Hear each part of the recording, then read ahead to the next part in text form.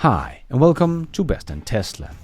If you have been wondering why a Volkswagen or Ford or others are slowing down their EV production when the sales are still growing rapidly, well, the legacy automakers have been talking about how they're going to save the planet with their shift to EVs for years.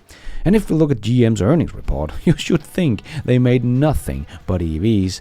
But embarrassingly enough, they only make 1% EVs. But the picture we get when we look at their actions compared to the Europe emission standard, we can clearly see why the legacy automakers are not even trying to ramp up EV production anymore. They make just enough so they don't get fined. That's it. So let's take out all their fake claims and all the data showing us the legacy automakers' real reason why they don't want to keep up with Tesla. And let's dive right in.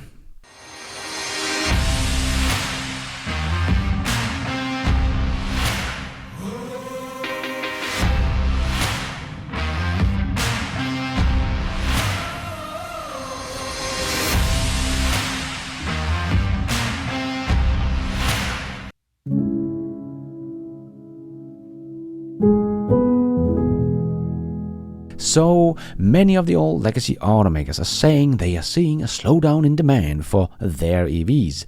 But as we have seen so many times, EV sales are still growing rapidly. So it is definitely not something everyone is facing. But I think there might be more to it than just demand and people not wanting Volkswagen's EVs. I definitely think Volkswagen does have a bit of trouble in China with the sales of their EVs, and they hope they could get higher sales numbers. But because Volkswagen's MED platform and their ID family is not up to the task of keeping up with the much higher tech EVs from the Chinese automakers or Tesla that is doing great in China, they are seeing demand slow down in China for sure. But I think there is one big reason why Volkswagen have stopped some of their production of the EVs here in Europe, and there is a reason why Ford and GM's EV production numbers are pretty much a joke, not just compared to Tesla or BYD, but also compared to someone like Volkswagen or some of the other German OEMs. Because when we look at how many EVs the legacy automakers are making compared to the EU emission target, a clear picture is forming. They still don't want to make EVs. They only make just enough to not get fines. This is a chart for the EV targets and production by automakers in 2020. At that point, the hybrid still counted, but they won't for much longer, as the environment rating of hybrid car is set to become a lot more realistic following publications of the updated Euro assessment of how little the plug-in hybrid contribute to reducing emissions, as most people that own them use them as an ICE car. It means many hybrids will no longer count as low CO2 vehicles and will not qualify for tax breaks or regulatory benefits that incentivize motorists and companies to buy them. As Anna Krajinska, emission engineer at Transport and Environment, said, for years, the emission of plug-in hybrid were based on unrealistic driving conditions. The new rules reflect the reality of plug-in vehicles pollute far more than car makers claim. Governments, which still incentivize the purchase of these fake electric vehicles, need to stop those harmful subsidies now.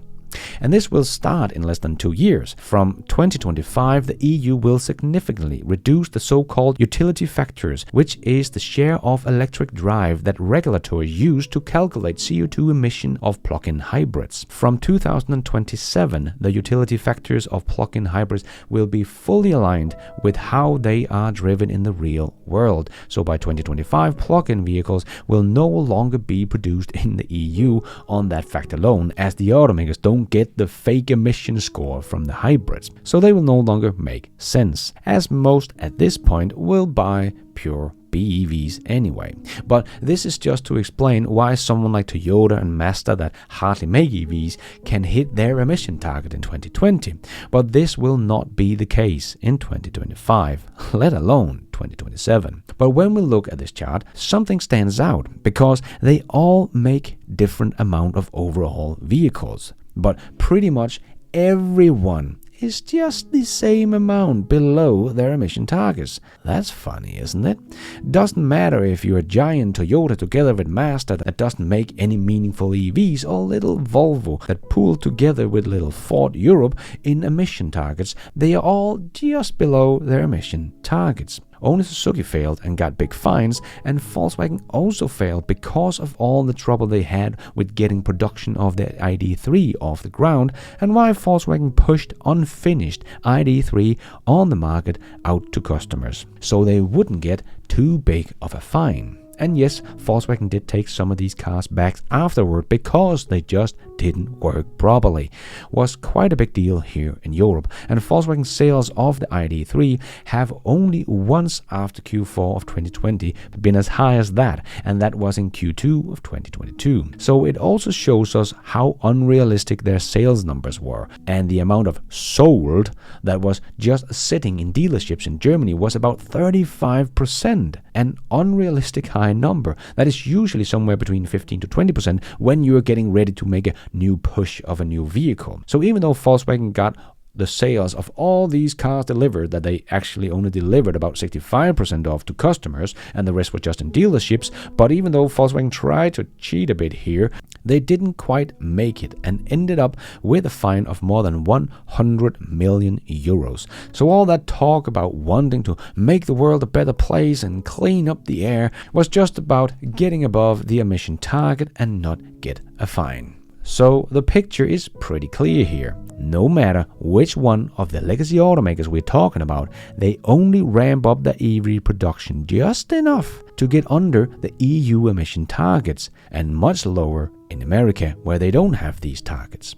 And I think that is why Volkswagen now has slowed down their ramp, as they are now producing enough EVs to be below their emission targets, so they are not in such a rush anymore. And as their ICE fleet is shrinking in sales, they don't need to make as many EVs, as emission targets are of course calculated of the overall fleet size. So this is also why Germans are still fighting against the Euro 7 standard, as they know we have to ramp up again when the Euro 7 will take effect in the middle of 2025 for cars and in the middle of 2027 for trucks and buses. So now in only 2 years, the emission standard will be tougher yet again, and they have to ramp up BEVs by a huge amount to meet those targets, as plug-in vehicles at the same time will count less and less as green cars. But the legacy automakers don't want to make EVs. It is all for show and talk. They only make the amount of EVs they do here in Europe because they're forced to do so. And they only produce just enough to be below their emission target. You don't see anyone way below their targets. Why do you think Ford and GM have been so late to the race and look like a joke in the US EV sales, that any one of the other automakers has the guts to say, "We are competition to Tesla," is at best laughable. Look at this chart.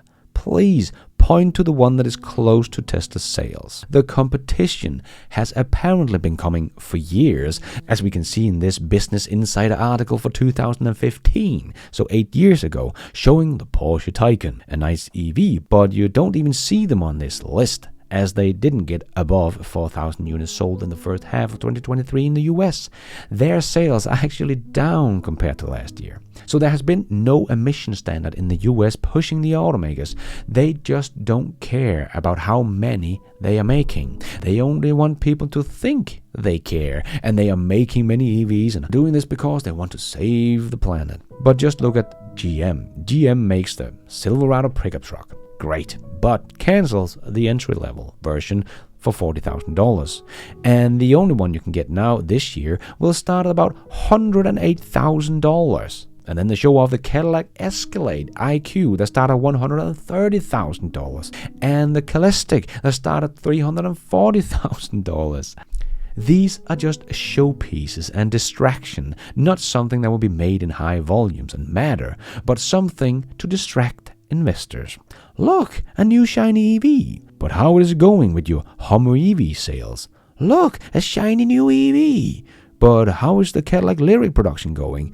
Look, a shiny new EV. For a company self-proclaimed the leader in the EV race, and even the President of the United States said it, it is quite embarrassing to look at this chart and see another automaker producing and selling about 10 times as many EVs as you do. So for Mary to sit with a straight face and say, we are the leader in EVs, is just very, very embarrassing. Do you think that you can catch Tesla by 2025? Absolutely, Phil. So I do think the old guy's having trouble ramping up EVs and underestimated the task it would be to make the shift from ICE to EVs, as all their 100 years of experience suddenly meant nothing. They thought it did, but now they see that the Chinese don't even want the EVs because they are just normal ICE cars but now have an electric powertrain, just as Sandy Munro said about the Audi Q4. But something is terribly wrong at Volkswagen. This is an ICE vehicle that just happens to have a battery pack. Why did they gave this to a group of ICE people and told them, give me an electric vehicle? They gave them an ICE vehicle with a battery. And so the conclusion I've come to now is that if you want an ID4, but you want to pay a lot more money, buy the Audi. I don't know what's going on with VW, but they need to change like right now. They need a giant upgrade. They need something that is not gonna look like this old-fashioned car. They need to change and change fast. So they tried to have the production just under the emission target. But then they suddenly had supply chain issues and saw China market didn't want their EVs. They suddenly came under pressure, as no one of the legacy automakers are working with a big buffer to the emission target. And we could also see at the Fully Charged live show just how nonsensical the German automakers are, as no one of them showed up to represent their EVs in the biggest pure EV show in the world in England. No BMWs, no Mercedes, Audi, Skoda, Volkswagen were there to represent their EVs, as they don't care. They're just under their emission target, so they don't want to sell much more EVs because it will hurt their short-term profits and bottom line because they lose a lot of money selling EVs. So I don't think the legacy automakers are just having trouble with software and supply chain issues and production ramp of EVs. As Jim Farley said himself, it is the batteries that is the problem. The chip shortage is not a problem, as that is only a matter of prioritizing EVs over ICE cars. But every time there has been a shortage of chips, the first line to get shut down is the EV production line, and they have a great excuse, and funny enough, the ICE production lines continues. So the old guys are showing us they do prioritize their ICE production over their EVs, as Ford and GM are not forced in the US, and the other guys in Europe have just got under their EU emission target, so no worries right now. But in 2 years, I think we will see the old guys in Europe suddenly finding some more momentum as the new law comes into place, and they get huge fines if they don't ramp up that year. So I will bet that is what we will see. Not much ramp in 2024, but a big ramp in the second half of 2025 as the new law comes into play. And China has already put into law their new emission standard by July this year, and is probably one of the reasons why Mitsubishi has decided enough is enough, as they cannot live up to their emission standards in China that is made close to the European emission standards, because Mitsubishi is not really making any EVs. So I think this is why we have never seen real competition to Tesla from the Western legacy automakers, even though they said they would even overtake Tesla. Firstly, because they never thought Tesla would be able to get this big this fast. Remember, it was only 3 years ago that Audi thought they would catch up to Tesla in a couple of years, but now Tesla has become bigger than Audi in overall cars sold. Secondly, they don't really want to make EVs, as they are losing a lot of money to do so, and they think that EVs will only get more expensive in the future because of the emission laws. But what do you think will happen in only 2 years when Tesla releases its new compact model that cost Tesla about have to produce. No, EVs will become much cheaper than ICE cars in the next couple of years. They already are in some segments, and the legacies think they have more time than they really do, and think they can still influence politicians enough to slow down the Euro 7 emission standard. But I think they will be very surprised, not just by the laws that will be put in place to force them to do the right thing, but be surprised of how quickly the customers will choose an EV over an ICE as well. And the old guys are simply just not ready for this, as they have only just done what they were forced to do, nothing else, not realizing how quickly this transition would happen. Their short-term thinking will be their downfall.